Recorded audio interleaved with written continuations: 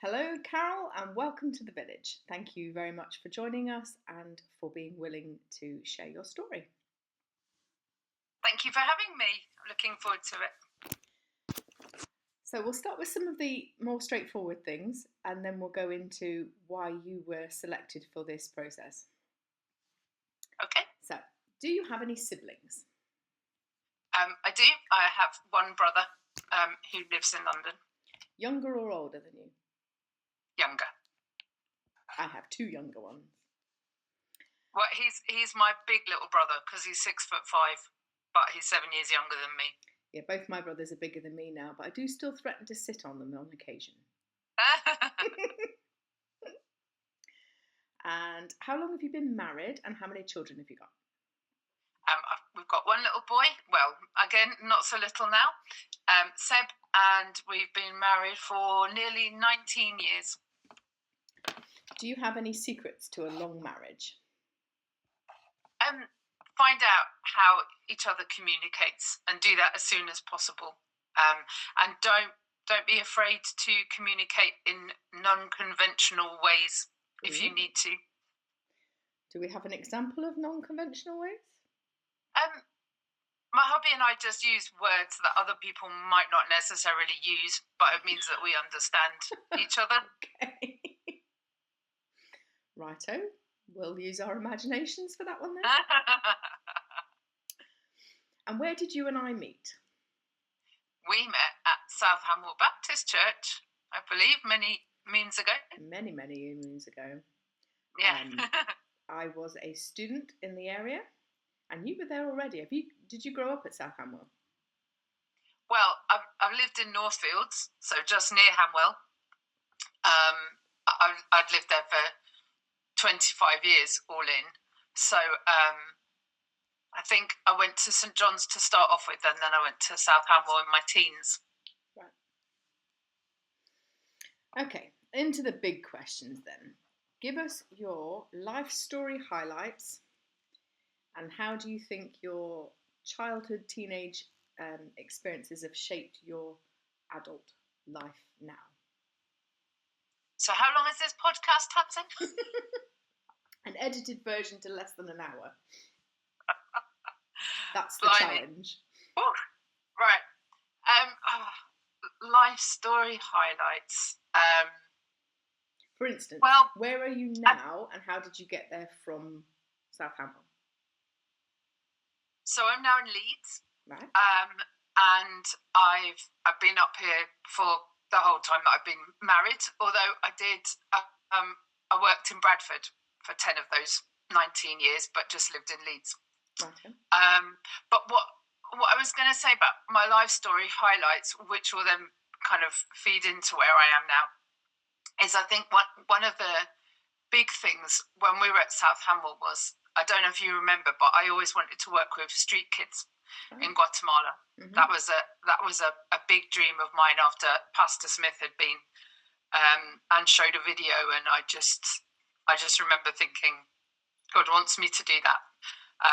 And I ended up in Mexico in the year 2000, alongside just qualifying as a teacher. And then 2 years later, I joined the Toy Box charity to do a gap year. And I worked in Guatemala I worked and lived there for 3.5 months. And it was as I was then working for the charity, having done the gap year, and I was at a Salvation Army conference that I met my hubby. And that's how I've kind of come up north now. So I would say that's quite a few nice little highlights all in one go. I'm quite proud of that. Yeah, well done.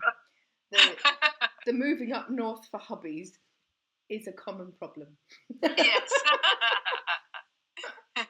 People say to me, you do know there's no sea in the Midlands, don't you? And I said, well, I've now lived here longer than I lived in Cornwall 4 and I haven't found any yet. Well, yeah, there's some things that you can make happen, but I'm not sure that's one of them. No, possibly not for a really, really long time, and most of the country will be sunk by then. Yes. What did you want to be when you grew up? A teacher. And that is actually, I wanted to be a bricklayer when I was younger and an HGV driver, but eventually I wanted to be a teacher.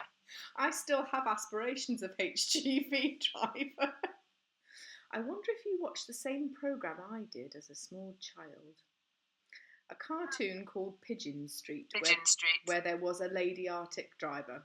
Long distance Clara. She's got a lot to answer for, hasn't she? Are we meant to burst into song at this point, Tamsin? Yes, we should. Well, maybe we'll put a clip in. I'm only 5'2", and what worries me most about driving Arctics and whatnot is whether or not I can get the seat close enough to the pedals so that my legs reach. And what I could do with really is finding somebody who's got one that won't mind if I sit in the cab and mess about with the seat to, check. Because it costs quite a lot to get your HGV and so on license, and I don't really want to commit to it if I can't reach the pedals. No, I don't think they'd let you commit to it if you can't reach the pedals, to be fair. Perhaps they would know. We have enough trouble when Nick gets in the car after me. He feels like his knees are up next to his ears and he feels like he's been folded in half, but he drives as though he's lying down. So, it's like, hang on a minute. It's a long really way far back, yeah. So you have a plethora of things attached to your name at the moment, and teacher is not necessarily one of them, is it? So would you like to explain to us what you currently do? So I have a business called Raise, and the ethos is all about raising confidence and inspiring creativity. I too have a podcast, which I love doing. There will be links. And I do some singing lessons. I create materials for young people around self-esteem and particularly transition from year 6 into year 7 going into high school. Mm-hmm. I write jingles for businesses and podcasts. That's it now. I did a lot more before, but yeah, things have changed. Which probably leads us nicely on to what was the big thing that has changed for you? Yeah, so I, along with the rest of the world, I think, got COVID in 2020, but I didn't really recover from it. So I got long COVID. So basically I got quite a mild form of COVID. I was very blessed I wasn't hospitalised or, dreadful things that happened. But I started to lose all my energy. When I say that, I mean I was in bed for 2 weeks, couldn't get out of bed for 2 weeks. At the first time I realised there was something wrong, and then I thought I was recovering. I went for a walk with my son, normal walk that we do all the time, and it took me another 2 weeks to recover from that. Wow. So that was my first bout of COVID. Second bout of COVID left me with breathing issues. Third bout of COVID left me immobile. So I now have a walking stick because I have balance issues. I don't feel safe to drive, although I could if I really needed to, but I don't feel safe to drive anymore. And basically I'm at home most of the time. Don't really get out very much because it takes a lot of planning to go anywhere. Because I have to work out how much energy I've got either side. If I do anything, it can take me 2 or 3 days of feeling like I've been in the boxing ring before I recovered. And then recovery just looks like, okay, I'm just going to need a normal sleep. I'll be in pain. I'll have a headache. That's a normal day for me. So that's what I'll go back to. It's been hard, really tough. And do they know why people get it? Or some people get it and other people don't? No. That's rough, isn't it? No. Yeah. So I've had it for 4 years now. Well, almost 4.5. And we're still the guinea pigs. We're still the new people to it. We're still seen as the experts by the medical teams because we're the ones going through it, and it's so very new. So from what I understand of people who've had similar sort of ME and things like that, is it affecting you in that sort of way? The symptoms are always the same for you, or do they vary? No, they completely vary, and it's completely like erratic. So I have no idea from day to day how I'm going to be or what I'm going to have.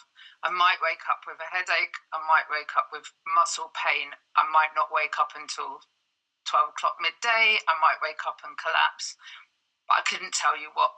It will just, the day will unfold and it will be as it will be. So it's incredibly hard to plan anything. Yeah, and your child's which younger. Is why I'm very grateful for patient people like you, because I know I've been trying to do this for ages. We've tried this before, yeah.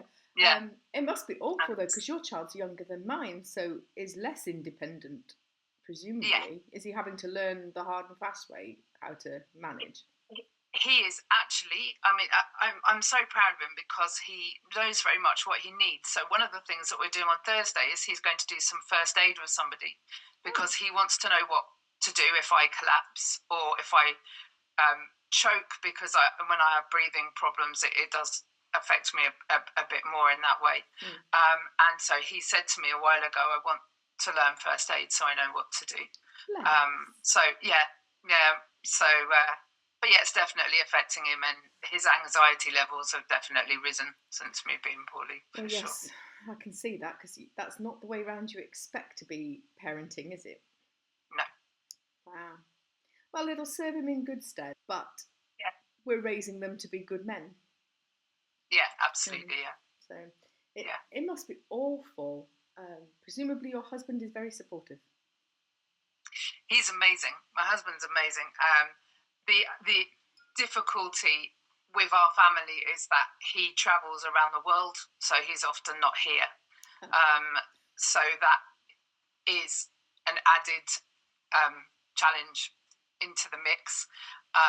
But you know, we love what he does, and it's fantastic that he gets to travel. And actually, when we were first married, he had chronic fatigue very badly. It was a complete role reversal. So I'm proud that he can now get out and live life. And one of the things that we've kind of always said is that we enable each other to live our best lives. And so that's what we're trying to do. But yeah, he's amazing. And I mean, one of the first things I said to him when I had long COVID, maybe for about 5 or 6 months, and it was all very new. Now I said to him, was I as kind to you as you are to me when you were poorly? Because I just remember feeling really frustrated the whole time because we couldn't do things, or we had to suddenly tell people we couldn't do things, and I didn't understand why. I mean, now I do. But yeah, and I think God allowed us to go through that at that early stage.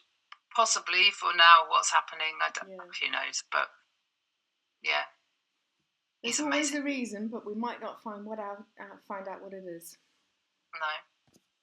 Do you have anything you would recommend to anybody also suffering long COVID or fatigue or any of those sorts of things that you find helpful?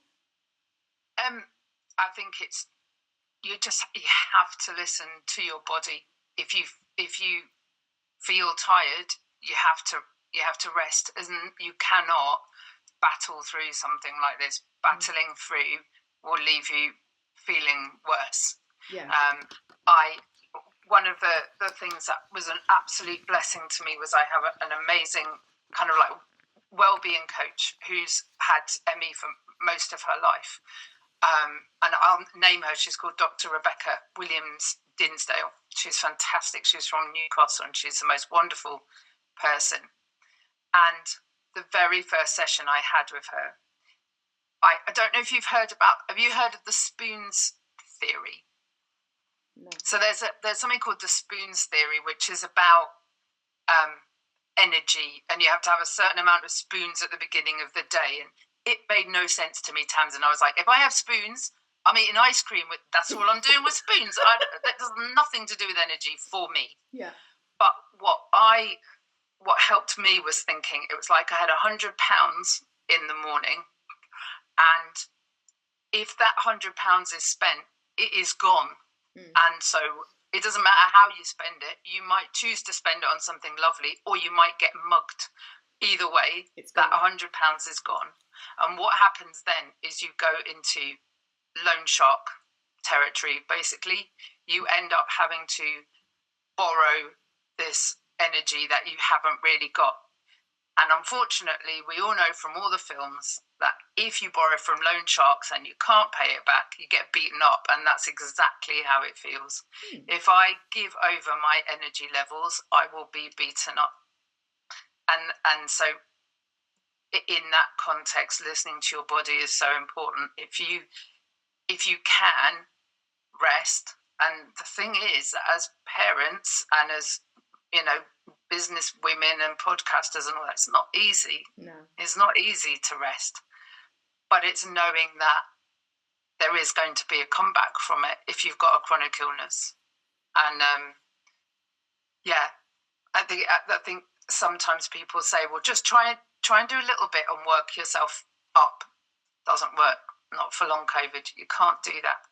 You have to take things really steadily for ages. Like, do the same thing for a year and then see if you can do something that's slightly, So have they offered you anything in the way of hope? I was under the long COVID clinic, but I was under it for a year and a half, but there's only so much they can do in terms of saying you need to pace and prioritize and that kind of thing. Medication-wise, always kind of trying new things out. I was incredibly blessed in that I had the same GP for about 2.5 years. I mean, she's off on mat leave at the moment and I'm finding that difficult, but I'll never forget having had a raft of different doctors and GPs who, right at the beginning, obviously nobody knew what was going on. There were no tests. So technically I didn't even have COVID, even though I did, but there were no tests to show that I definitely did. And I remember going into her office and she had this paperwork on the desk, and it was because she'd been researching long COVID, and she said, right, I found a clinic, it's really new, we're going to get you in there straight away. And that was the first kind of like, oh my goodness, something's going to change. But yeah, you just can't stay in there forever, and other people need it. Right. So you get to a point where you're like, right, I have to manage it myself now. Well, so in a similar sort of way to ME or fibromyalgia or any of those things, it's a learning to live with it rather than one day you're going to be miraculously fixed. That's how I have to live at the moment, Tamsin. I hope that one day I'm better. And as I said, my husband had high functioning. He had chronic fatigue at a really bad level, and he's now traveling globally. Yeah. So there are things, but it's different to chronic fatigue. From what I understand from knowing other people's chronic illness, it's like all of them together. It's like I have fibro and ME and CFS all at the same time. Yeah, that's how it feels. But I've not had fibro before or ME, so it might be that they are all the same kind of thing. But that's certainly how it feels.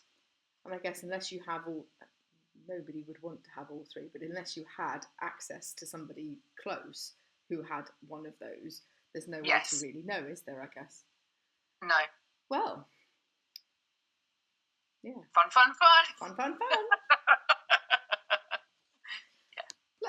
Let's have some little trivial stuff for a bit. Yeah. Quick fire, or answer as long as you please. Some of them are easier than others. Some people have found them really complicated to answer, and some people have answered them really quick. I think it just depends on what instantly comes to mind for a lot of these. Yeah. So, imagine you are hosting a celebrity dinner party. Who are you having around your table? I like Barack Obama. I do too. Yeah. I wish I could have worked for him. Oh, it'd be amazing. Yeah. Barack Obama, Alex Horne from Taskmaster. especially if he got like Barack Obama and the other guests to do tasks. Ooh. That would be great, wouldn't it? So we'll have Alex Horn. Interactive. How many can I have? Or am I only allowed one? You can have as many people as you've got China for, I suppose. Oh, blimey. That's a ridiculous amount, which we really shouldn't have. But no, so I'll go Barack Obama, Alex Horn, Kylie. Oh, right. Yeah. Nobody's had I Kylie adore yet. Kylie. I've always, when all my friends are into boy bands, I had Kylie all over my wall. So yeah, I definitely have to have Kylie. Right, and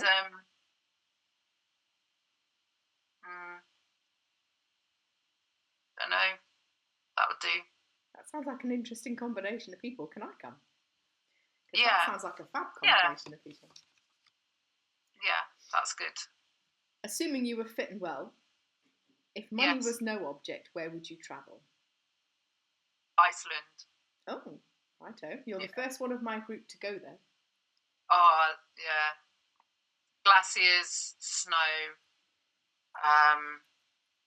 Yeah, definitely Iceland, but it's really expensive. But I'd love to go there. Charlotte has the option of a school trip during year 10 or 11, I think, because she's taking geography at GCSE.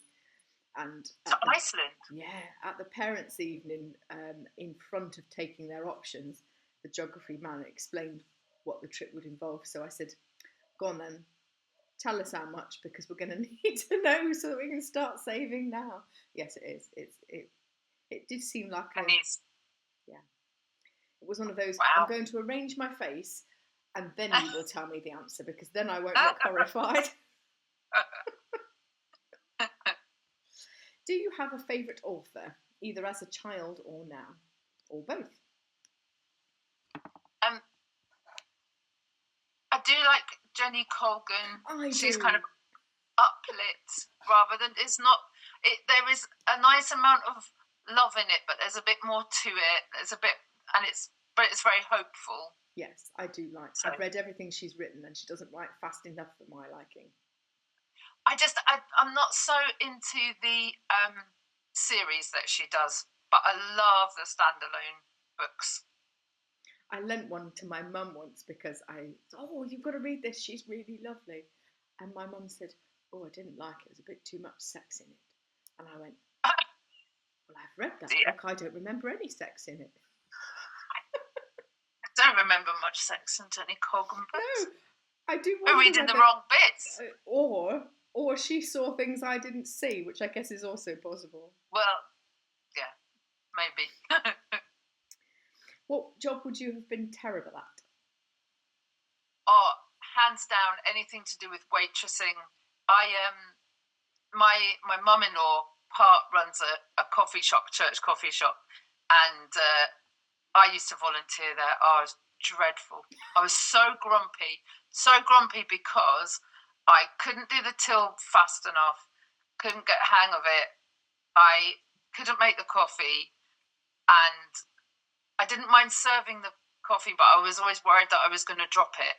And all I really wanted to do was sit and talk to the customers and find out how they were doing and talk to them about their lives and making their lives better rather than serving them the coffee, which my mum-in-law manages to do both brilliantly. She's fantastic, but yeah, no, not for me.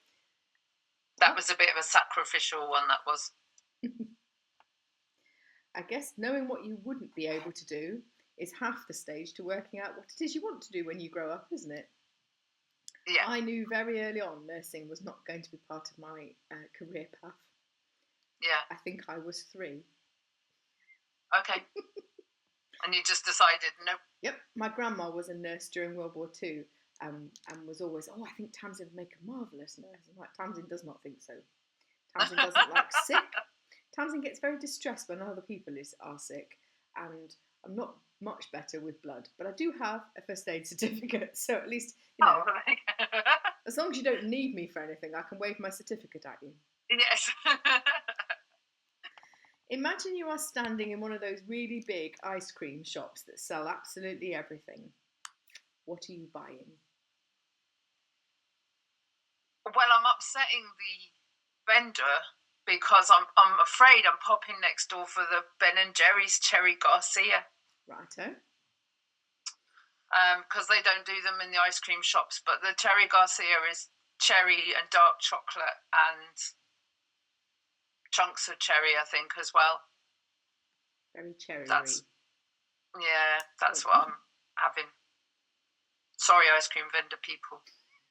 Or they need to start making Cherry Garcia ice cream. Yes, true. Well, Ben and Jerry's have stopped it, so they need to start making it as well. Somebody please get on that. Remaking it. Yeah. If you owned a horse, what would it be called? I just wouldn't. No? You're not a horse person? No. If I owned an alpaca... Oh, yes, go on then. I would... I don't know, because I'd never thought I was going to say that until just now, so I've really dropped myself in it.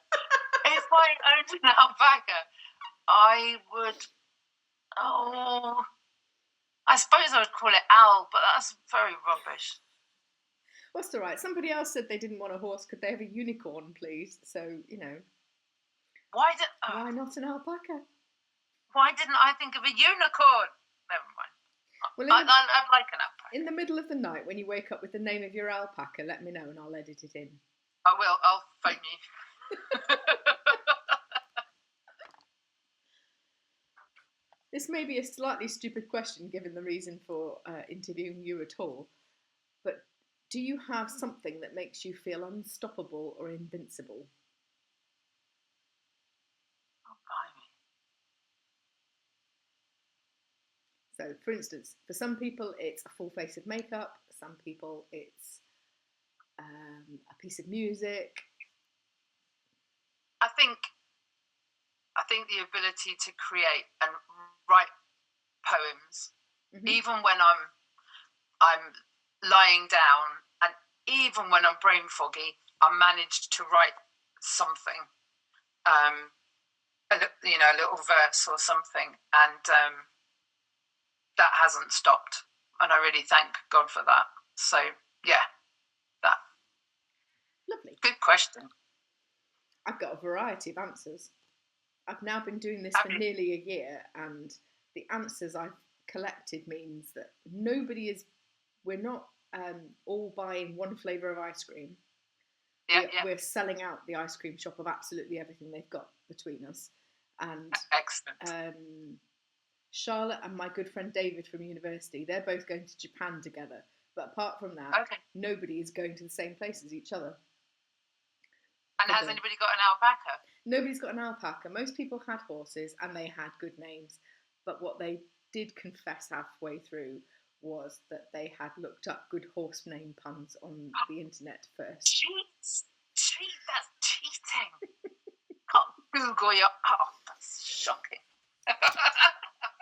So, there you go. If you could time travel, where would you go? I do like the 20s. I like the gangsters and moles. I mean, I wouldn't want to see any violence of any sort, but I like the concept of it, and the Bonnie and Clyde and all that era, and the flappers, and yeah. So the Bugsy Malone pie in the face, not a machine gun. Yeah. Yeah, all the dancing. Yeah, be good. Righto. What is the best date you have ever been on? It doesn't necessarily need to be with your husband. I won't tell him. Controversial? I won't tell him. Am I right in thinking this is going on YouTube? Yeah, I think people might see. They might. Just a little bit. It's quite hard to keep something like that. Okay. Oh my goodness, best date I've ever been on. Or, what would you like him to know so that he could pull it off? Oh, blimey.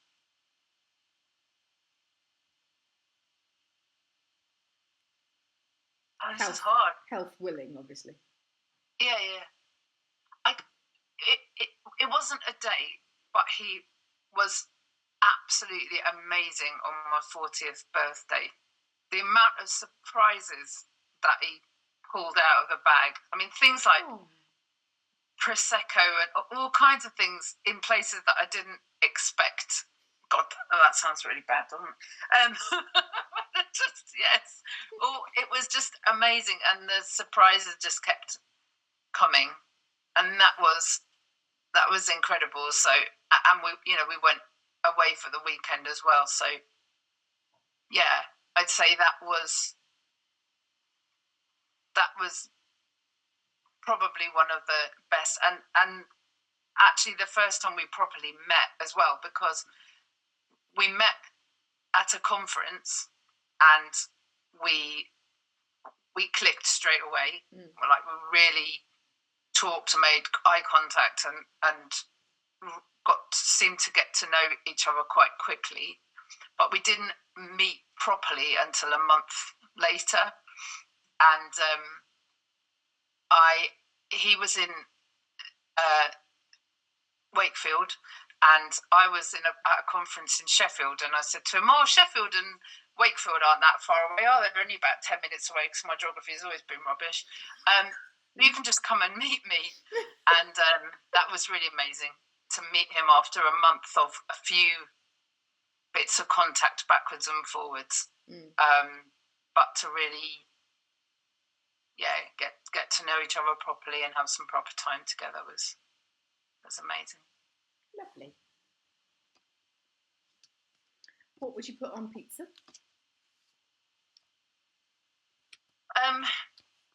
Quite a lot of cheese, and then I do like my vegetarian pizzas, but a good selection of different vegetables.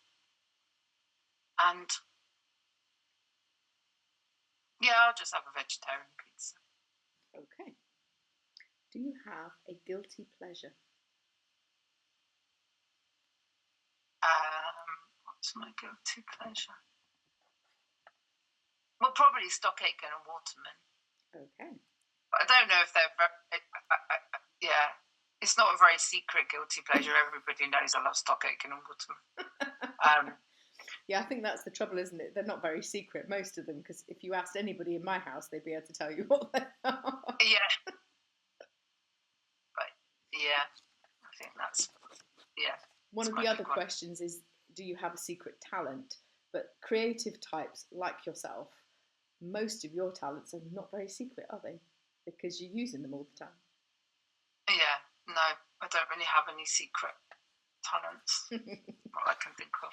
I don't. I'd like to, some people can wiggle their ears and flare their nostrils and things. I always got very sad when I couldn't do that. My papa used to be able to do that, and it used to bug me greatly that I couldn't do it. And I used to try. It's not happening, and I didn't understand why. Yeah, I'd like to have a secret talent. Do you think there is some sort of essential life skill that people ought to have? And if so, what do you think it is? Oh, blimey. Life skill. I do think that the earlier we can teach children about emotional intelligence and stuff like that, the better. I think we think that children shouldn't learn kind of big concepts, but I think if you teach them well, then children actually have got a big capacity to understand big concepts if you teach them in a simple way. Yeah, like building blocks or something as they get older. Yeah.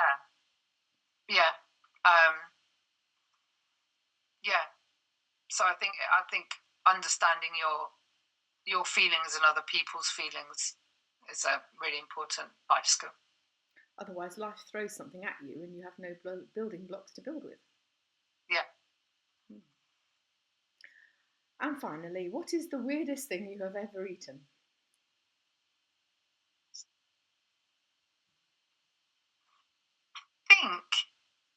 Well, if I say I probably had something in Guatemala that was weird, I remember we had a certain dish and the kids wouldn't tell us what it was. And I think suspicious. It might have been a tongue or something like that. But like a cow's tongue or something like that. maybe. But yeah, so I was never sure what it was. But I have also had alligator. Really? That was quite, yeah. What was that like?